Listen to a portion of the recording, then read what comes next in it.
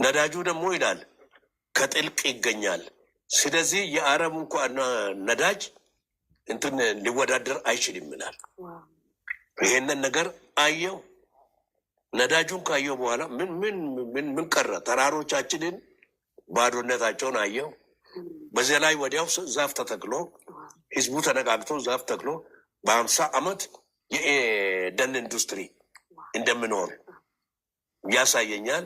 ከዚያ ቱሪስቶች ወደ ኢትዮጵያ እንዳይመጡ ከቱሪስቱ ብዛት የተነሳ እንደሚጨናነቅ ምድሩ ያሳየኛል።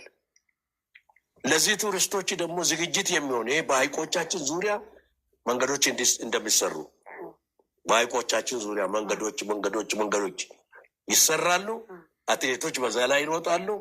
የውጭ ሰዎች በዚያ ላይ ይሮጣሉ። አሳ ያሰግራሉ። እዛው ይኖራሉ። ሆቴልና ሪዞርት በዚህ አካባቢ ይሆናል። ያ ካልኖረ ደግሞ በድንኳን ይቀመጣሉ። በድንኳን ሞልተው ይቀመጣሉ። ከዚህ ሀገር አንመለስም እኛ ብለው ቱሪስቶቹ ሴቶቻችንም ማግባት ይጀምራሉ። ወንዶቻችንም ሴቶቻቸውን ማግባት ይጀምራሉ። ይሄ የዘረኝነት የጎሰኝነት ዘመን እንደሚቀር